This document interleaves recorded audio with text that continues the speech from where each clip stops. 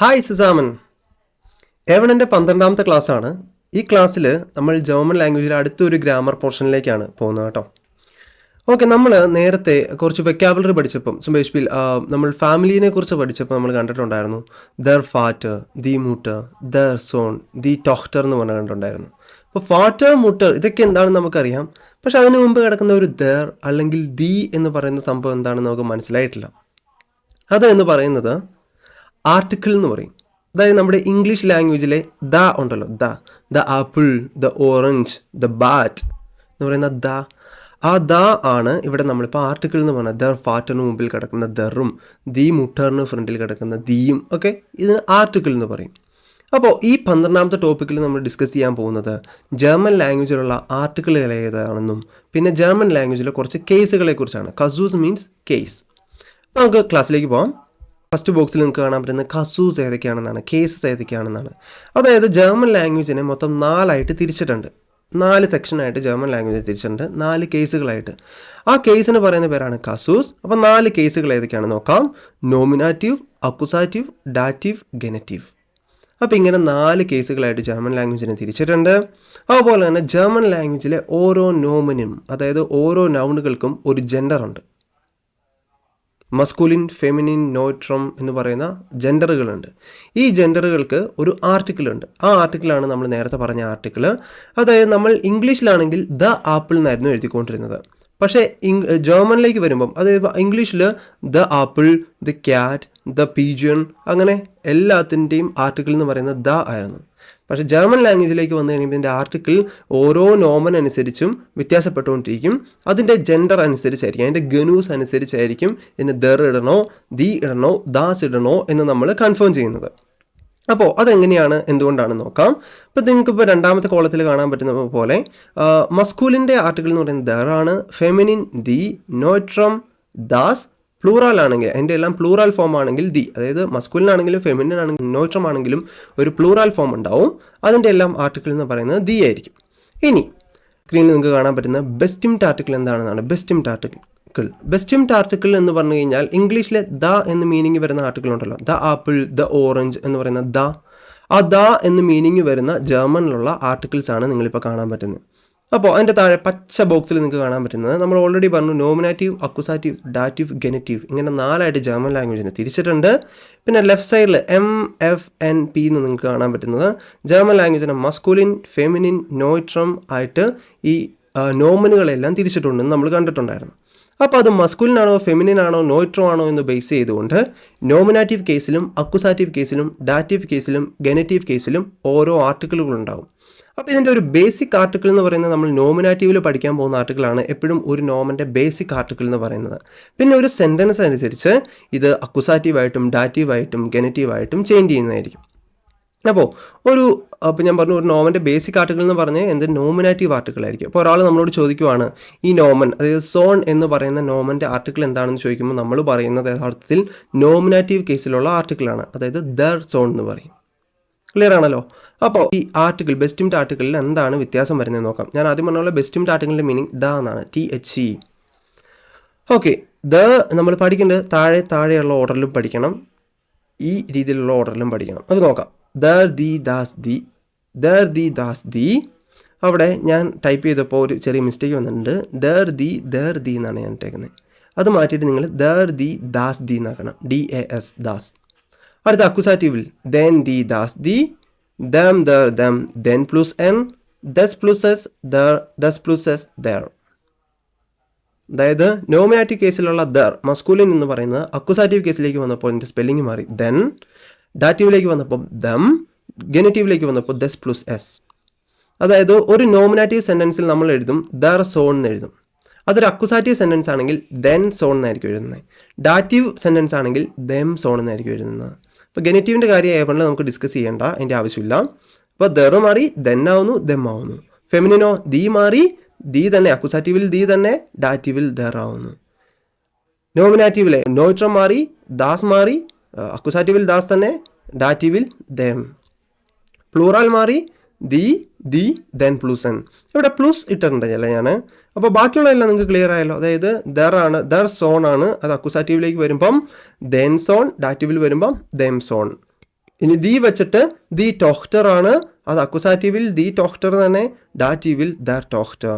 ഇനി നോട്രം കിൻഡ്, ദാസ് കിൻഡ് അക്യൂസാറ്റീവിൽ ദാസ് കിൻഡ്, ഡാറ്റീവിലേക്ക് വരുമ്പം ദെം കിൻഡ്. അത് ഓരോ സെൻറ്റൻസിൻ്റെയും സെൻറ്റൻസ് നോമിനേറ്റീവ് ആണോ അക്യൂസാറ്റീവ് ആണോ ഡാറ്റീവ് ആണോ എന്നതിനെ ബേസ് ചെയ്തിട്ടാണ് നമ്മൾ ഈ ആർട്ടിക്കിളുകൾ ഇടുന്നത്.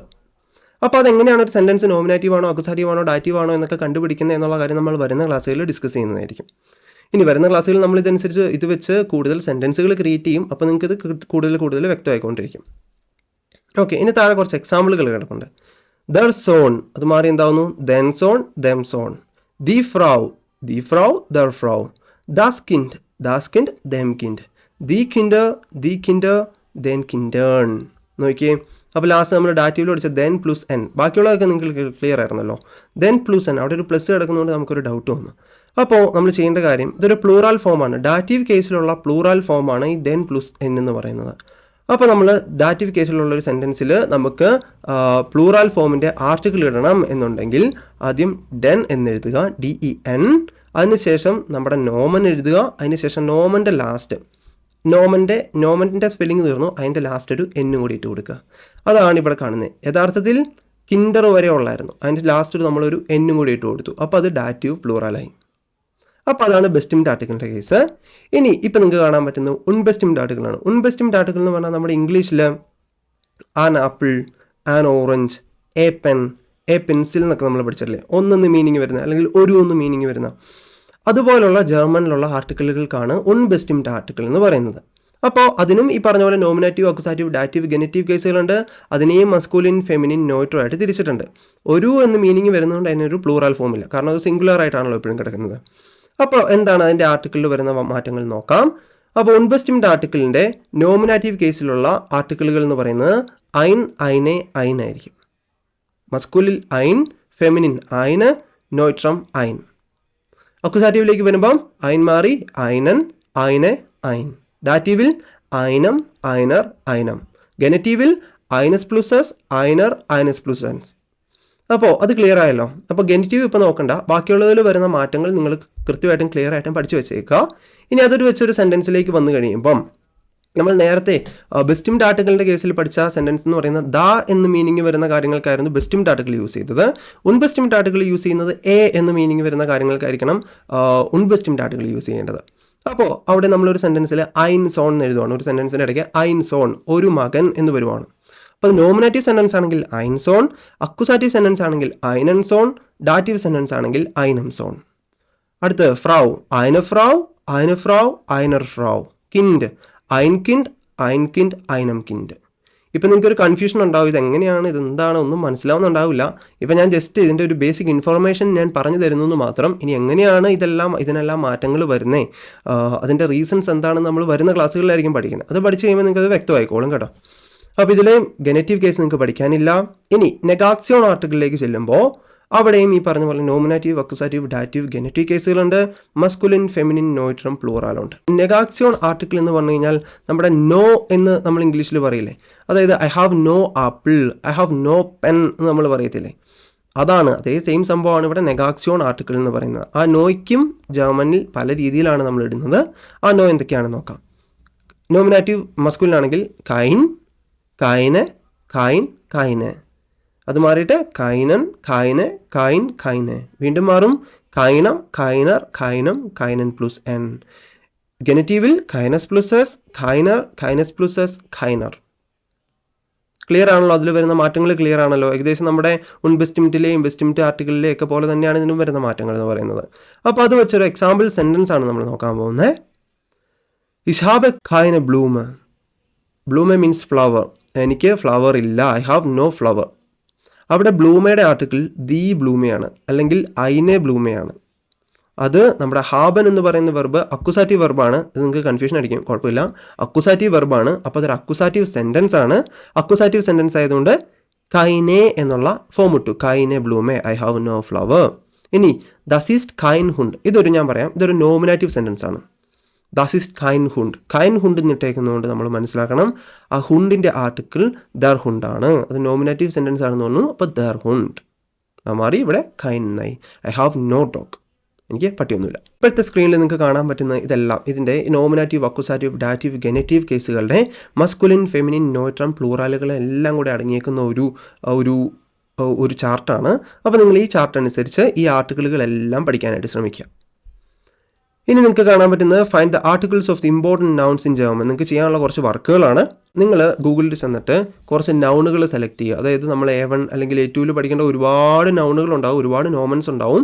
അപ്പോൾ അതിലെ കുറച്ച് നോമനുകൾ നിങ്ങൾ സെലക്ട് ചെയ്തിട്ട് എപ്പോഴും നിങ്ങൾ യൂസ് ചെയ്യാൻ പോകുന്ന കുറച്ച് നോമനുകൾ എടുക്കുക. അതിൻ്റെ ആർട്ടിക്കിൾ എന്താണെന്ന് ഗൂഗിളിൽ നിന്ന് കണ്ടുപിടിക്കുക. അല്ലെങ്കിൽ ഞാൻ പറഞ്ഞിട്ടുണ്ടായിരുന്നു ഒരു ദർ ദി ദാസ് എന്ന് പറയുന്ന ഒരു ആപ്പ് ഇൻസ്റ്റാൾ ചെയ്യുക. അത് വെച്ചിട്ട് ആ നോമൻ്റെ ആർട്ടിക്കിൾ എന്താണെന്ന് കണ്ടുപിടിക്കുക. എന്നിട്ട് ആ നോമൻ്റെ ആർട്ടിക്കിൾ വെച്ചിട്ട് നിങ്ങളൊരു വലിയ ലിസ്റ്റ് നിങ്ങൾ റെഡിയാക്കുക. അതനുസരിച്ച് അതിൻ്റെ എല്ലാ ആർട്ടിക്കിൾ ദറാണോ, ദി ആണോ, ദാസാണോ എന്ന് നിങ്ങൾ പഠിച്ചു വെച്ചേക്കുക. അത് നിങ്ങൾക്ക് ആവശ്യം വരും, അടുത്ത ക്ലാസ്സുകളിലേക്ക് നിങ്ങൾക്ക് ആവശ്യം വരും. ഇനി ഏറ്റവും സിമ്പിളായിട്ടുള്ള കുറച്ച് സെൻറ്റൻസുകൾ ക്രിയേറ്റ് ചെയ്യാൻ പറ്റുന്നുണ്ടോ എന്ന് നിങ്ങൾ ട്രൈ ചെയ്യുക. ഓക്കെ, അപ്പോൾ അതായിരുന്നു നമ്മുടെ A1-ൻ്റെ 12ാമത്തെ ക്ലാസ്. ഈ ക്ലാസ്സിൽ നമ്മൾ ഡിസ്കസ് ചെയ്തത് ജർമ്മൻ ആർട്ടിക്കിളുകളെക്കുറിച്ചും ജർമ്മൻ കേസുകളെക്കുറിച്ചുമായിരുന്നു. അപ്പോൾ ഈ ക്ലാസ്സിൽ പറഞ്ഞ കാര്യങ്ങൾ എല്ലാവർക്കും ക്ലിയർ ആയിട്ടുണ്ടോ എന്ന് ഞാൻ വിശ്വസിക്കുന്നു. അടുത്ത ക്ലാസ്സിൽ അടുത്തൊരു ടോപ്പിക്കുമായിട്ട് നമ്മൾ വരുന്നതായിരിക്കും. അതുവരെ എല്ലാവർക്കും cheers.